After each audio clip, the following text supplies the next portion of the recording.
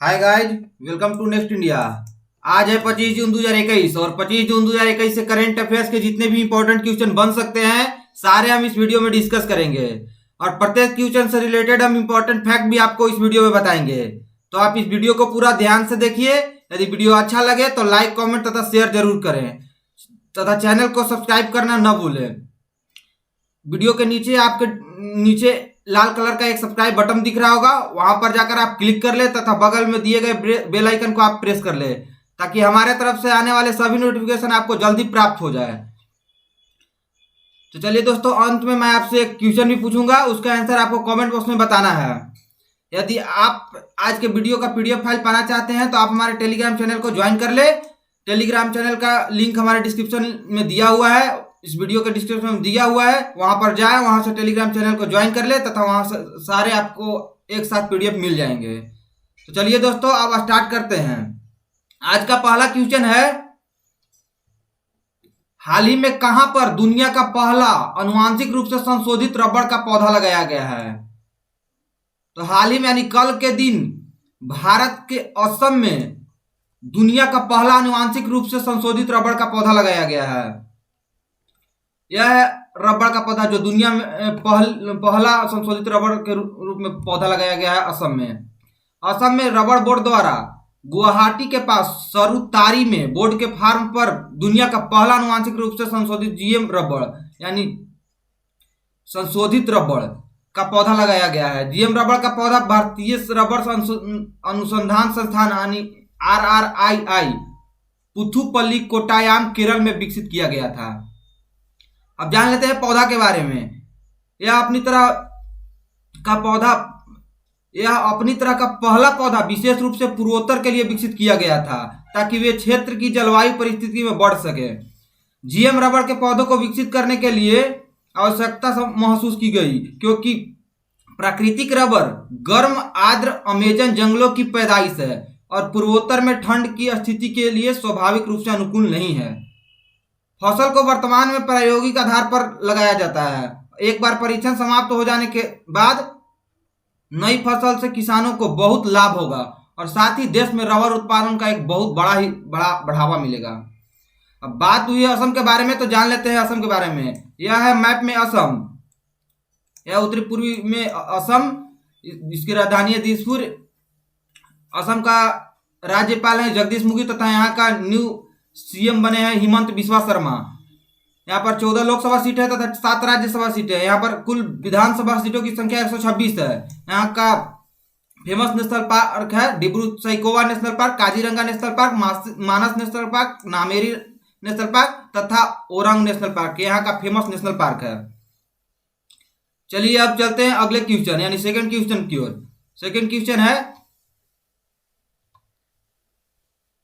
हाल ही में one plus के नए ब्रांड एम्बेसडर किसे बनाया गया है? तो हाल ही में भारतीय क्रिकेटर जसप्रीत बुमराह को वन प्लस के ब्रांड एम्बेसडर बनाया गया है। यह है जसप्रीत बुमराह।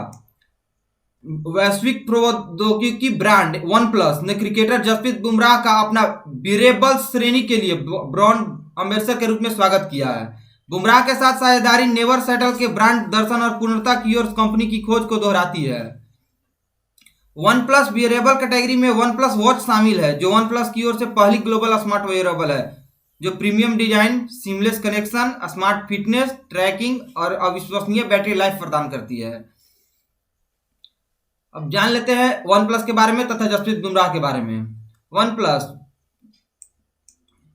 यह फाउंड किया गया था 16 दिसंबर 2013 को, जो कि आज से 7 साल पहले फाउंड किया गया था। इसका फाउंडर थे कार्ल पी तथा पेट लाओ। इसका हेडक्वार्टर है चाइना में तथा इसका कुल अभी वर्तमान में 2019 तक की गणना के अनुसार 2700 प्लस इसके एम्प्लॉई हैं तथा इसका पेरेंट ऑर्गेनाइजर है बीबीके इलेक्ट्रॉनिक्स ओप्पो। अब बात हुई है जसप्रीत बुमराह के बारे में, तो जान लेते हैं जसप्रीत बुमराह के बारे में। जसप्रीत बुमराह यह एक भारतीय क्रिकेटर है। इनका जन्म 6 दिसंबर 1993 को हुआ था, यानी यह 27 वर्षीय युवा खिलाड़ी है। इनका जन्म अहमदाबाद में हुआ था। इसका पूर्ण नाम है जसप्रीत जसबीर सिंह बुमराह। इनके पेरेंट थे लेट जसबीर सिंह तथा दलजीत बुमराह। अब चलते हैं अगले क्वेश्चन की ओर। अगला क्वेश्चन है, हाल ही में किस राज्य सरकार ने कोविड अनाथ बच्चों की शिक्षा और स्वास्थ्य के लिए आशीर्वाद योजना शुभारंभ किया है? तो हाल ही में उड़ीसा सरकार ने कोविड अनाथ बच्चों की शिक्षा और स्वास्थ्य के लिए आशीर्वाद योजना का शुभारंभ किया है। उड़ीसा के मुख्यमंत्री नवीन पटनायक ने कोविड अनाथ के शिक्षा, स्वास्थ्य और रख रखाव के लिए एक नई योजना आशीर्वाद की घोषणा की है। मुख्यमंत्री ने घोषणा की कि माता पिता की मृत्यु के बाद बच्चों को जिम्मेदारी लेने वाले परिवार के सदस्यों के खाते में, यानी उसके बैंक खाते में 2500 रुपये प्रति माह जमा किए जाएंगे। जिन बच्चों ने अपने माता पिता या परिवार के मुख्य कमाने वाले व्यक्ति को 1 अप्रैल 2020 या उसके बाद कोविड-19 के कारण खो दिया है, वो इस योजना के तहत कवर होने के पात्र होंगे। संकट में फंसे ऐसे बच्चों को 3 कैटेगरी में बांटा गया है, जिन्होंने अपने माता पिता दोनों को खो दिया है, जिन्होंने या तो पिता या माता को खो दिया है, और परिवार के, और तीसरा जिनके परिवार के मुख्य कमाने वाले सदस्य पिता, माता या किसी की मृत्यु हो गई हो। अब बात हुई है उड़ीसा के बारे में, तो जान लेते हैं उड़ीसा के बारे में। यह मैप में उड़ीसा, तो यहाँ का राजधानी है भुवनेश्वर तथा यहाँ का गवर्नर है गणेशी लाल। उड़ीसा का सीएम नवीन पटनायक है। यहाँ पर 21 लोकसभा सीटें हैं, 10 राज्यसभा सीटें हैं तथा 147 विधानसभा सीटें हैं। यहाँ का मुख्य नेशनल पार्क है भितरकनिका नेशनल पार्क तथा सिमलीपाल नेशनल पार्क। अब चलते हैं अगले क्वेश्चन की ओर। अगला क्वेश्चन है, हाल ही में आर्मेनिया के नए प्रधानमंत्री कौन बने हैं? तो हाल ही में आर्मेनिया के नए प्राइम मिनिस्टर के रूप में निकोलस पाशिन्यान ने शपथ ली है। यह है इमेज में निकोल पाशिन्यान, जिन्होंने हाल ही में आर्मेनिया के नए कार्यवाहक प्रधानमंत्री के रूप में शपथ ली है।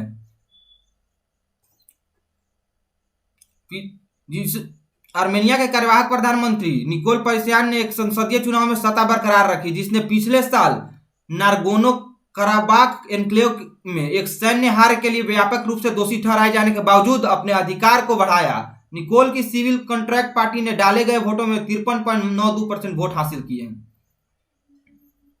अब बात हुई आर्मेनिया के बारे में, तो जान लेते हैं आर्मेनिया के बारे में। आर्मेनिया की राजधानी है एरेवेन तथा यहाँ का मुद्रा है आर्मेनियाई दरम। यहाँ का पॉपुलेशन लगभग 29.6 लाख है 2019 के अनुसार। यह एक एशिया कंटिनेंट में पड़ता है। यह है वर्ल्ड मैप में आर्मेनिया एक छोटा सा देश, जो कि यहाँ पर डिनोट किया गया है। आर्मेनिया का यह इंडिविजुअल मैप आप ध्यान में पढ़ लीजिएगा। यह तुर्की ब्लैक सी की तरफ पड़ता है, जो कि यह एशिया कंटिनेंट में ही है। चलिए अगले क्वेश्चन की ओर। अगला क्वेश्चन है, हाल ही में कृष्णा सक्सेना द्वारा लिखित पुस्तक my joys and sorrow as a mother of a special child का विमोचन किसने किया है? तो हाल ही में my joy and sorrow as a mother of a special child पुस्तक का विमोचन डॉक्टर हर्षवर्धन ने किया है। केंद्रीय स्वास्थ्य मंत्री डॉक्टर हर्षवर्धन ने कृष्णा सक्सेना की पुस्तक my joys and sorrows as a mother of a special child का अनावरण किया है। भारतीय मातृत्व की सर्वोत्तम परंपरा में एक माँ की बहादुरी और सहनशक्ति का प्रतीक इस पुस्तक में वर्णन किया गया है। यह पुस्तक सुंदर तस्वीरों से भरी हुई है, जिसमें कुछ ब्लैक एंड व्हाइट तस्वीरें भी शामिल है, जिनका ऐतिहासिक महत्व है। न केवल इसलिए कि उनमें कुछ में सार्वजनिक व्यक्तित्व है, बल्कि इसलिए भी कि उस समय के घरेलू और साथ ही पेशेवर संदर्भ का वर्णन भी इस किताब में पूर्ण तरह से किया गया है। बात हुई Indian ministry of health and family where Harshvardhan के बारे में, तो जान लेते हैं उनके बारे में। हर्षवर्धन का जन्म 13 दिसंबर 1954 को हुआ था दिल्ली में, तथा इनका पूरा नाम हर्षवर्धन गोयल है। इनका स्पाउस का नाम नूतन गोयल है, तथा यह भारतीय जनता पार्टी यानी बीजेपी पार्टी से है। अब चलते हैं अब अगले क्वेश्चन की ओर। अगला क्वेश्चन है, हाल ही में किस बैंक ने पे योर कॉन्टैक्ट स्कीम लॉन्च की है? तो हाल ही में कोटक महिंद्रा बैंक ने पे योर कॉन्टैक्ट स्कीम लॉन्च की है। कोटक महिंद्रा बैंक ने नई सुविधा पे योर कॉन्टैक्ट लॉन्च करने की घोषणा कर दी है, जो अपने ग्राहकों को लाभार्थी के मोबाइल नंबर द्वारा सभी भुगतानों ऐप में अपने किसी भी संपर्क को पैसे भेजने या भुगतान करने में एबल करती है। पे योर कॉन्टैक्ट सेवा ऋणदाता के मोबाइल बैंकिंग ऐप पर उपलब्ध है और यूपीआई यानी यूनिफाइड पेमेंट्स इंटरफेस प्लेटफॉर्म का उपयोग करती है। कोटक मोबाइल बैंक ऐप पर पे योर कॉन्टैक्ट फीचर के भुगतान को यथासंभव और आसान सरल बना दिया गया है। कोटक के ग्राहक अब केवल लाभार्थी का मोबाइल नंबर जानकर अपने किसी भी घरेलू सहायक, पड़ोस के दुकान आदि को भुगतान कर सकते हैं। यह एक सिंपल वे बना दिया है कोटक महिंद्रा बैंक ने पे योर कॉन्टैक्ट लॉन्च करके। अब बात हुई है कोटक महिंद्रा बैंक के बारे में, तो जान लेते हैं कोटक महिंद्रा बैंक के बारे में। कोटक महिंद्रा बैंक की स्थापना 2003 में हुई थी। यह एक 17 साल पुराना बैंक है। इसका संस्थापक उदय कोटक है तथा यहाँ का सीईओ अभी वर्तमान में उदय कोटक भी हैं। इसका मुख्यालय मुंबई में है तथा इसका सहयोगी कंपनियां है कोटक सिक्योरिटीज तथा अन्य कई सहयोगी कंपनियां इस बैंक की भी हैं। चलिए अब अगले क्वेश्चन के बारे में। अगला क्वेश्चन है, हाल ही में किस अमेरिकी अभिनेता ने अपनी आत्मकथा विल की घोषणा की है? तो हाल ही में अमेरिकी अभिनेता विल स्मिथ ने अपनी आत्मकथा विल की घोषणा की है। यह इमेज में विल स्मिथ जिन्होंने अपनी आगामी आत्मकथा विल के शीर्षक और कवर का प्रकाशन किया। यह पुस्तक पेंगुइन प्रेस द्वारा 9 नवंबर को प्रकाशित होने वाली है। विल स्मिथ लेखक मार्क मैनसन के साथ पुस्तक का सह लेखन कर रहे हैं और कवर को न्यू ऑरलियंस कलाकार ब्रैंडन बिमाइक ओडम्स द्वारा डिजाइन किया गया है। Smith penguin random house audio से विल की ऑडियो बुक भी सुनाएंगे। बात हुई है अमेरिकी अभिनेता यानी अमेरिका के बारे में, तो जान लेते हैं अमेरिका के बारे में। यह है वर्ल्ड मैप में अमेरिका तथा यह है अमेरिका का इंडिविजुअल मैप। यूनाइटेड स्टेट का राजधानी है वाशिंगटन डीसी तथा यहाँ का करेंसी है यूएस डॉलर। यह नॉर्थ अमेरिका में कंटिनेंट में पड़ने वाला एक देश है। अब चलते हैं अगले क्वेश्चन की ओर। अगला क्वेश्चन है, हाल ही में मूडीज इन्वेस्टर सर्विस ने 2021 में के कैलेंडर वर्ष के लिए भारत के विकास जीडीपी वृद्धि दर कितना संशोधित किया है? तो हाल ही में मूडीज के द्वारा यह 9.6% वृद्धि दर संशोधित किया गया है। मूडीज इन्वेस्टर सर्विस ने 2021 कैलेंडर वर्ष के भारत के विकास अनुमान को इसके पहले के अनुमान 13.9% से घटाकर 9.6% कर दिया है। कैलेंडर वर्ष 2022 के लिए सकल घरेलू उत्पाद की वृद्धि दर 7% रहने का अनुमान लगाया है। यह अनुमान मूडीज इन्वेस्टर सर्विस के द्वारा किया गया है। मैक्रो इकोनॉमिक्स इंडिया के द्वारा कोविड-19 की दूसरी लहर से आर्थिक झटके पिछले साल की तरह गंभीर नहीं होंगे शीर्षक की अपनी रिपोर्ट में मूडीज ने कहा है कि उच्च आवृत्ति वाले आर्थिक संकेतक बताते हैं कि कोविड-19 संक्रमण की दूसरी लहर ने अप्रैल और मई में भारत की अर्थव्यवस्था को प्रभावित किया है, जिसकी वजह से यह प्रतिशत दर घटकर 13.9% से घटकर 9.6% हो गई है। बात हुई है MIS यानी मूडी इन्वेस्टर सर्विस के बारे में, तो जान लेते हैं इसके बारे में। मूडी इन्वेस्टर सर्विस का सीईओ है रेमंड WMC डैनियल जूनियर। इसका हेडक्वार्टर न्यूयॉर्क यूनाइटेड स्टेट में तथा फाउंडर जॉन मूडीज है तथा यह 1909 में फाउंड किया गया था। यहाँ का subsidiary Moody analytics Moody Japan के हैं।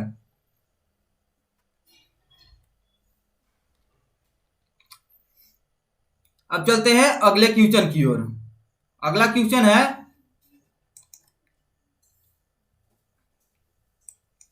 इस सदी के शीर्ष परोपकारी लोगों की पहली सूची में कौन शीर्ष पर रहा है?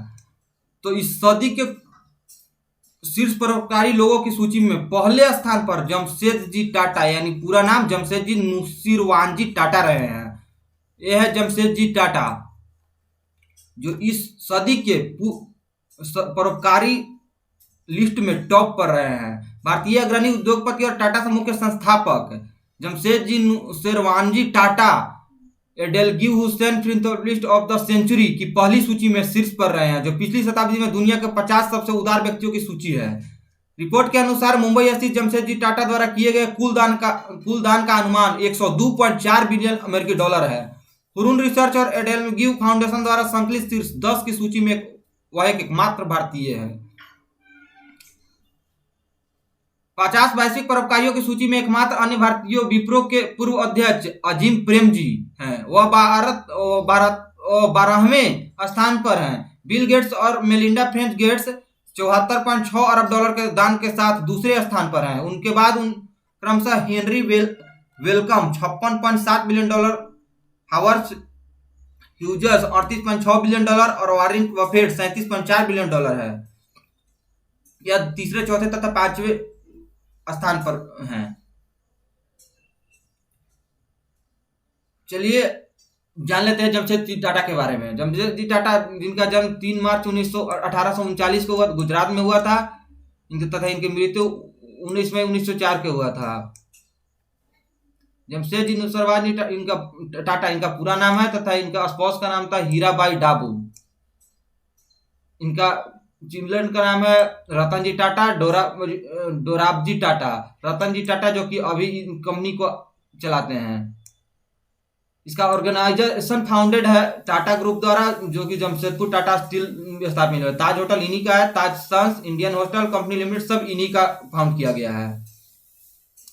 चलिए चलते हैं अब अगले क्वेश्चन की ओर। अगला क्वेश्चन है, हाल ही में राष्ट्रीय बाघ संरक्षण प्राधिकरण यानी एनटीसीए ने किस राज्य के रामगढ़ विषधारी वन्यजीव अभयारण्य को बाघ अभयारण्य बनाने की मंजूरी दी है?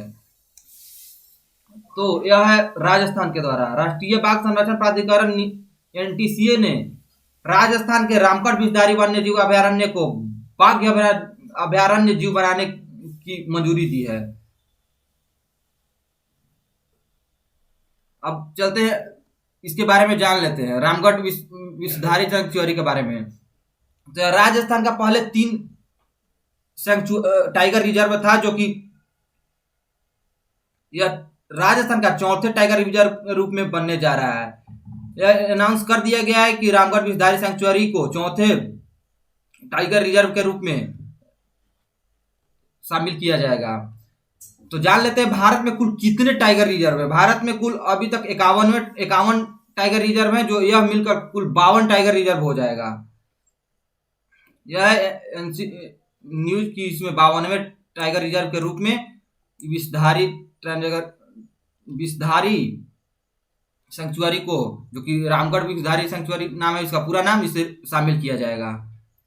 बात हुई एनटीसीए का, तो उसके बारे में जान लेते हैं। एनटीसीए यानी नेशनल टाइगर रिजर्व अथॉरिटी, राष्ट्रीय बाघ संरक्षण प्राधिकरण की स्थापना दिसंबर 2005 में टाइगर टास्क फोर्स की सिफारिश के बाद की गई थी, जिसका गठन भारत के प्रधानमंत्री द्वारा प्रोजेक्ट टाइगर और भारत में कई टाइगर रिजर्व के पुनर्गठित प्रबंधन के लिए किया गया था।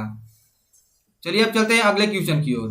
अगला क्वेश्चन है, किसने अपने 4 सदस्यीय अधिग्रहण पैनल का पुनर्गठन किया है?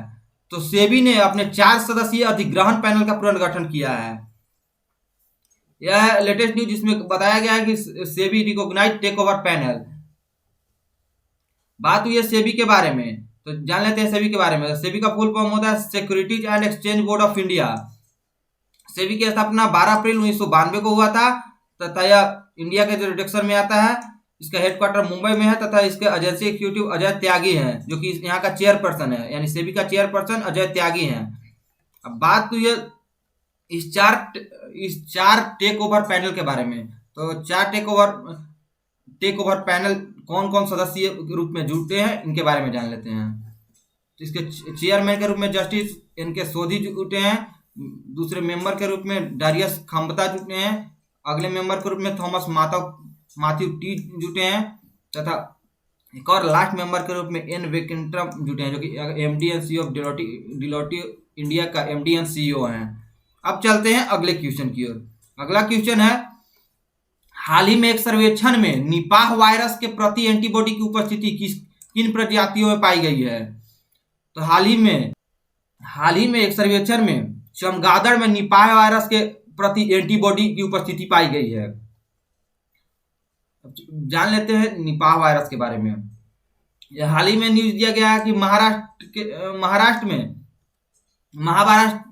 के महाबलेश्वर के गुफाओं में जो बैट्स पाया गया, उस बैट्स में निपाह वायरस की एंटीबॉडी पाई गई है। यह इमेज में दिख रहा है निपाह का एंटीवायरस, जो कि उस बैट्स में पाया गया है। तो अब जान लेते हैं निपाह वायरस क्या है। निपाह वायरस वैज्ञानिक नाम निपाह वायरस हेनिपावायरस एक चमगादड़ से पैदा होने वाला वायरस है, जो मनुष्य और अन्य जानवरों में निपाह वायरस के संक्रमण का कारण बनता है। यह उच्च मृत्यु दर वाली बीमारी है। निपाह वायरस से होने वाली कई बीमारियों का प्रकोप दक्षिण और दक्षिण पूर्व एशिया में हुआ है।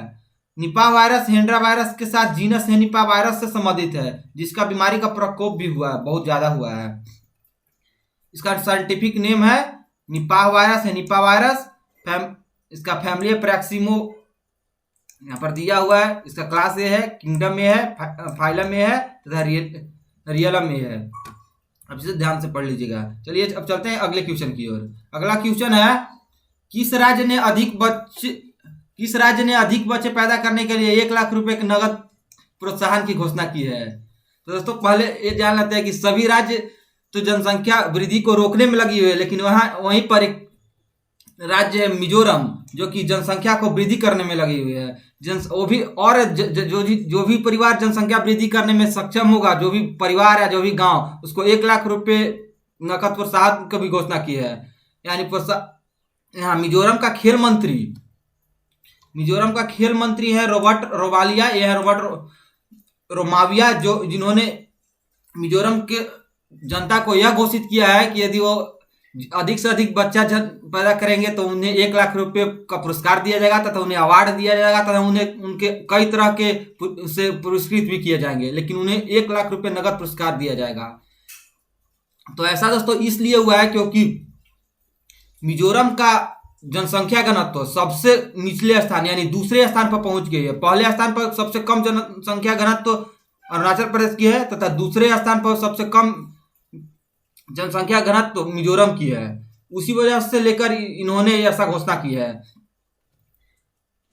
जैसे भारत के जनगणना के अनुसार 382 लोग प्रति वर्ग स्क्वायर किलोमीटर में रहते हैं, वैसे यहाँ का जनसंख्या घनत्व धीरे धीरे घटकर 52 लोग प्रति वर्ग किलोमीटर में रह गए हैं, जिसकी वजह से ऐसा घोषणा की है कि जितना लोग ज्यादा जन पैदा करेंगे उन्हें 1 लाख रुपए की पुरस्कृत किए जाएंगे।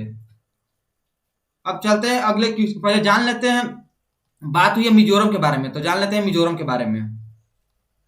मिजोरम यह मैप में छोटा सा की राजधानी आइजोल है। यहाँ का राज्यपाल श्रीधरन पिल्लाई है तथा यहाँ का मुख्यमंत्री जोरामथांगा है। यहाँ 1 लोकसभा सीट है तथा राज्यसभा सीटों की संख्या 1 है। विधानसभा सीटों की संख्या कुल 40 है। चौथा पर यहाँ राष्ट्रीय उद्यान है मुरलेन राष्ट्रीय उद्यान, फावांगपुई ब्लू माउंटेन राष्ट्रीय उद्यान यहाँ का फेमस राष्ट्रीय उद्यान है। अगला क्वेश्चन है, परिवार को वित्तीय सहायता प्रदान करने हेतु किस सरकार ने मुख्यमंत्री कोविड-19 पारिवारिक आर्थिक सहायता योजना शुरू की है? तो हाल ही में दिल्ली सरकार ने परिवारों को वित्तीय सहायता प्रदान करने हेतु मुख्यमंत्री कोविड-19 परिवार आर्थिक सहायता योजना शुरू की है। यह दिल्ली सरकार के द्वारा शुरू की गई है, जिसमें 50,000 उन व्यक्तियों को कोरोना वायरस से जो प्रभावित जिनके फैमिली में लॉस्ट कोई खो गया है, जिनके वजह से 50,000 रुपये उन्हें पारिवारिक आर्थिक सहायता के रूप में दिया जाएगा। यह यहाँ के सीएम द्वारा यानी यहाँ के अरविंद केजरीवाल के सीएम द्वारा लॉन्च किया गया है। अब बात हुई है दिल्ली के बारे में, तो जान लेते हैं दिल्ली के बारे में। यह मैप में छोटा सा दिल्ली जो कि है क्यूटी है। दिल्ली की राजधानी न्यू दिल्ली है तथा यहाँ का लेफ्टिनेंट गवर्नर अनिल बैजल है। यहाँ का मुख्यमंत्री अरविंद केजरीवाल है। 7 लोकसभा सीटें हैं, 3 राज्यसभा सीटें हैं, विधानसभा सीटों की संख्या 70 है। यहाँ पर एक मुख्य नेशनल पार्क है जिसका नाम है नेशनल जूलॉजिकल पार्क। यह एक यूटी है यानी यूनाइटेड टेरिटरी केंद्र शासित प्रदेश है। अब चलते हैं अगले क्वेश्चन के लिए, अगले और आज के अंतिम क्वेश्चन की ओर। मगरमच्छों की 3 प्रजातियों पाया जाने वाला भारत का एकमात्र राज्य कौन सा बन गया है? दोस्तों उड़ीसा जो मगरमच्छ के 3 प्रजातियां पाने वाले भारत का एकमात्र राज्य बन गया है, जिसमें उड़ीसा में ऐसा पाया गया है कि वह फ्रेश वाटर में पाए जाने वाले रेप्टाइल्स यानी फ्रेश वाटर में पाए जाने वाले घड़ियाल, मुगर जो कि सिंपल रूप में पाया जाता है भितरकनिका नेशनल पार्क में, तथा सॉल्ट वाटर में सिंपल क्रोकोडाइल जो पाया जाता है। यह तीनों के तीनों भारत में पहला राज्य उड़ीसा ऐसा बना जो तीनों के तीनों रूप का क्रोकोडाइल्स यहाँ पाए जाते हैं। चलिए अब चलते हैं कल के वीडियो क्वेश्चन में। पहले जान लेते हैं उड़ीसा के बारे में। उड़ीसा के बारे में तो अभी हमने पिछले क्वेश्चन में पढ़ा है, आप उसे रिवाइज कर लीजिएगा। चलते हैं अब कल के क्वेश्चन की ओर। कल का क्वेश्चन था, किस देश ने ग्रीन हाउस पर 2 दिवसीय शिखर सम्मेलन की मेजबानी की घोषणा की है? तो हाल ही में इंडिया ने ऐसा घोषणा की है। अब चलते हैं आपके लिए आज का क्वेश्चन। आपके लिए आज का क्वेश्चन है, हाल ही में सिकल सेल रोग यानी एससीडी दिवस कब मनाया गया है? तो इसका जवाब आप कमेंट बॉक्स में देना ना भूले। आप इसका जवाब कमेंट बॉक्स में जरूर दें। यह हमारा चैनल नेक्स्ट इंडिया के नाम से, आप इसे चैनल को सब्सक्राइब करना ना भूलें। वीडियो अच्छा लगे तो लाइक कमेंट तथा शेयर भी जरूर करें। आप हमें फेसबुक पर फॉलो कर सकते हैं, यहाँ पर फेसबुक आईडी दिया हुआ है।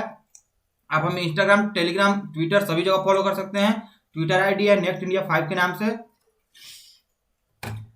आप यदि वीडियो का पीडीएफ फाइल पाना चाहते हैं तो आप टेलीग्राम चैनल को ज्वाइन जरूर कर ले। टेलीग्राम चैनल पर आपको सभी के सभी पीडीएफ एक साथ मिल जाएंगे। तो चलिए दोस्तों, फिलहाल के लिए आप सभी का बहुत बहुत धन्यवाद। अब मिलते हैं अगले वीडियो में, तब तक अपना ख्याल रखें, मुस्कुराते रहे, पढ़ते रहे, बड़ों का सम्मान करें, छोटों को प्यार दें, अपना व्यक्तित्व तो इस प्रकार से विकसित करें ताकि लोग, खास करके महिलाएं, आपके साथ सुरक्षित महसूस करें। धन्यवाद।